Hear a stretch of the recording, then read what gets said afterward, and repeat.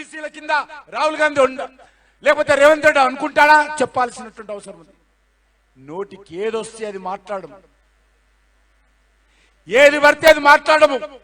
అదే హీరోయిజం అనుకుంటే, అదే గొప్పతనం అనుకుంటే ప్రజలు రానున్న రోజుల్లో క్షమించే పరిస్థితి లేదు. అర్థం చేసుకోవాల్సిన అవసరం. ప్రజలు క్షమించే పరిస్థితి లేదు.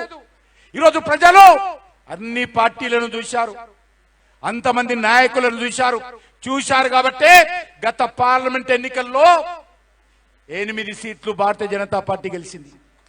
పోలింగ్ బూత్ కు వచ్చినటువంటి ప్రతి 100 మందిలో 37 మంది ఈ తెలంగాణ గడ్డ మీద భారతీయ జనతా పార్టీని, నరేంద్ర మోడీ గారిని ఆశీర్వదించి ఓట్లు వేశారన్న విషయాన్ని ఈరోజు రేవంత్ రెడ్డి అర్థం చేసుకోవాలి.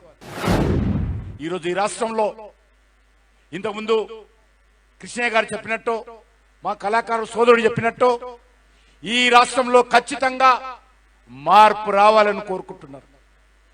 ఈరోజు అందుకే ఈరోజు కేసీఆర్ గాని రాహుల్ గాంధీ గాని ఎప్పుడు కూడా ఒకరినొకరు విమర్శించుకోరు. రాహుల్ గాంధీ ఎప్పుడు కేసీఆర్ ని విమర్శించాడు, రేవంత్ రెడ్డికి అప్పగిచ్చాడు పని. ఎందుకంటే రాహుల్ గాంధీకి కేసీఆర్ కి అండర్స్టాండింగ్ ఉన్నది. ఈ రోజు కాకపోయినా రేపైనా వీళ్ళందరూ మా దగ్గరికే వస్తారు, మా కండనగా ఉంటారనేటువంటి ఆలోచన ఈరోజు రాహుల్ గాంధీకి ఉన్నది. కాబట్టి ఈ రాష్ట్రంలో నిజమైనటువంటి మార్పు రావాలంటే మరి ఈసారి గత 2 సంవత్సరాలు కావస్తుంది కాంగ్రెస్ పార్టీ అధికారంలోకి వచ్చి, ఈ రాష్ట్రంలో మార్పు ఏమొచ్చిందని అడుగుతా ఉన్నాను. అవినీతిలో మార్పు వచ్చిందా? నీతివంతమైనటువంటి పాలనలో మార్పు వచ్చిందా? అసంబద్ధమైనటువంటి మాటల్లో మార్పు వచ్చిందా? భూ అమ్మకాలలో మార్పు వచ్చిందా? ప్రజలను మోసం చేయడంలో మార్పు వచ్చిందా? ఇచ్చినటువంటి హామీలు నిలబెట్టడంలో మార్పు వచ్చిందా? దేంట్లో వచ్చిందో ఈరోజు రాహుల్ గాంధీ చెప్పాలి, రేవంత్ రెడ్డి చెప్పాలి. ఈ రాష్ట్రంలో మార్పు రాలే, ఒక జెండా మాత్రమే మారింది, ముఖ్యమంత్రి మార్పు మారాడు తప్ప అదే వ్యవహారం, అదే తంతు, అదే మోసం ఈ రాష్ట్రంలో జరుగుతూ ఉంది. అందుకే భారతీయ జనతా పార్టీగా ఈరోజు ఈ రాష్ట్రంలో ఖచ్చితంగా మనవి చేస్తా ఉన్నాను.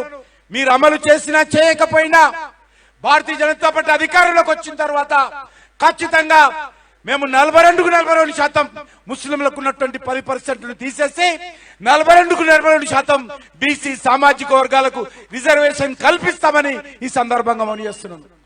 అంతేకాదు గత శాసనసభ ఎన్నికల్లో కూడా మేము ప్రకటించాం. గతంలో రాజశేఖర రెడ్డి గారు ముఖ్యమంత్రిగా ఉన్నప్పుడు 4% ముస్లింలకు మతపరమైన రిజర్వేషన్ ఇచ్చారు.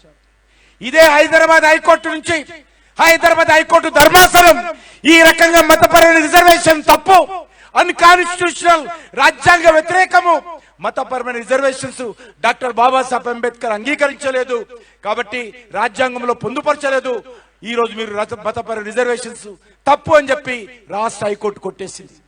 1 కాదు 2 సార్లు కొట్టేస్తే సుప్రీంకోర్టులో స్టే తెచ్చుకొని 4% రిజర్వేషన్ అమలు చేస్తా ఉన్నారు. గత శాసనసభ ఎన్నికల్లో కూడా భారతీయ జనతా పార్టీ ప్రకటించింది. ఇప్పటికీ అమలులో ఉన్నటువంటి ఆ 4% రిజర్వేషన్స్ కూడా భారతీయ జనతా పార్టీ అధికారంలోకి వచ్చిన తర్వాత ఖచ్చితంగా ఆ 4% కూడా ఎస్సీ ఎస్టీ బీసీలకు అవి కూడా మేము ముస్లింలు మతపర రిజర్వేషన్ తొలగించి బీసీ ఎస్సీ ఎస్టీలకు ఇస్తామని మనం చేస్తున్నాను. ఎందుకు చెప్తా ఉన్నానంటే భారతీయ జనతా పార్టీ ముస్లింలకు వ్యతిరేకం కాదు. ఈబీసీ రిజర్వేషన్ కింద 10% రిజర్వేషన్ పరిధిలో లేనటువంటి అన్ని వర్గాలకు కూడా అందించే ప్రయత్నం భారతీయ జనతా పార్టీ ప్రభుత్వం, మోడీ గారి ప్రభుత్వం చేసింది. ఈరోజు అది క్రిస్టియన్స్ కావచ్చు, ముస్లింస్ కావచ్చు, ఆ 10% రిజర్వేషన్స్ కింద వాళ్ళందరికీ లబ్ధి పొందిస్తున్నాం, వాళ్ళందరికీ అవకాశం కలుపుతున్నాం. కాబట్టి ఈరోజు ఆ రకమైనటువంటి మతపరమైన రిజర్వేషన్స్ కాకుండా ఈబీసీ పేరు మీద అనేక వర్గాలను కూడా ఆలోచన చేసి నరేంద్ర మోడీ గారి ప్రభుత్వము ప్రతి ఒక్కరికి న్యాయం చేసేటువంటి ప్రయత్నం చేస్తా ఉంది. అందుకే ఈరోజు చాలా పెద్ద ఎత్తున మనం ఉదయం నుంచి కూడా ఈ ధర్నా కార్యక్రమం చేస్తా ఉన్నాం. ఇది ప్రారంభం మాత్రమే. రానున్న రోజుల్లో ఈ ఉద్యమాన్ని మరింత ముందుకు తీసుకెళ్లాల్సిన అవసరం ఉంది. ఇచ్చినటువంటి హామీ ప్రకారం కాంగ్రెస్ పార్టీ బాధ్యత ఈరోజు 42% రిజర్వేషన్ అమలు చేయాలని మనసులో లేదు. ఏదో ఈరోజు బట్ట కాల్చి ముఖం మీద వేసినట్టు కంటి తుడుపు చర్యగా భారతీయ జనతా పార్టీని విమర్శించేటువంటి ప్రయత్నం చేస్తా ఉన్నారు. ఢిల్లీలో చూస్తే ఉదయం లేస్తే సాయంకాలం వరకు రాహుల్ గాంధీ మరి తెలంగాణ గురించి మాట్లాడతాడు. తెలంగాణ పెద్ద ఆదర్శం అని మాట్లాడుతా ఉన్నాడు. ఏం ఆదర్శం అని అడుగుతా ఉన్నాను. మతపరమైన రిజర్వేషన్స్ ఇవ్వడం ఆలస్యమా? బీసీలకు వెన్నుపోటు పడిచి బీసీలను గొంతుకొస్తేది ఆదర్శమా? ఈరోజు రాహుల్ గాంధీ చెప్పాలి. ఈ రాష్ట్రంలో మీరు బీసీలను గొంతుకొల్చేటువంటి ప్రయత్నం చేస్తా ఉన్నారు, అన్యాయం చేసేటువంటి ప్రయత్నం చేస్తున్నారు, రిజర్వేషన్ తగ్గించేటువంటి ప్రయత్నం చేస్తా ఉన్నారు. మీరు దేశంకే ఈరోజు రేవంత్ రెడ్డి ఆదర్శం, దేశానికే కాంగ్రెస్ పార్టీ ఆదర్శం అని రాహుల్ గాంధీ పదే పదే మాట్లాడుతున్నాడు, మభ్యపెట్టే విధంగా ప్రయత్నం చేస్తున్నాడు. కాబట్టి ఖచ్చితంగా రానున్న రోజుల్లో భారతీయ జనతా పార్టీ కార్యకర్తలుగా ఈ రాష్ట్రంలో ఉన్నటువంటి బీసీ సామాజిక వర్గాలన్నీ కూడా అర్థం చేసుకోవాల్సిన అవసరం ఉంది. ఏదైతే రాహుల్ గాంధీ రేవంత్ రెడ్డి ఇద్దరు కలిసి బీసీలకు వ్యతిరేకంగా తెలంగాణలో దేశంలో కుట్ర చేస్తా ఉన్నారు, ఆ కుట్రను అర్థం చేసుకోవాల్సిన అవసరం ఉంది.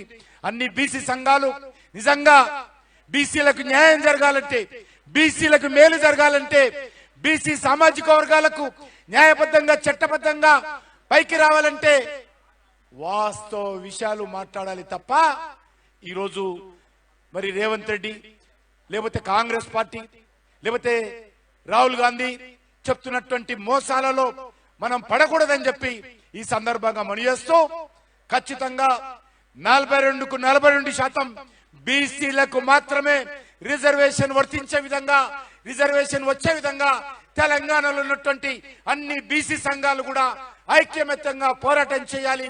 దానికి భారతీయ జనతా పార్టీ పూర్తి అండగా ఉంటుంది. వాళ్ళకు అన్ని రకాలుగా ఈ యొక్క ఉద్యమంలో ముందుండి పోరాటం చేస్తామని చెప్పి ఈ సందర్భంగా మనం చేస్తూ సెలవు తీసుకుంటున్నాను. భారత్ మాతాకి జై.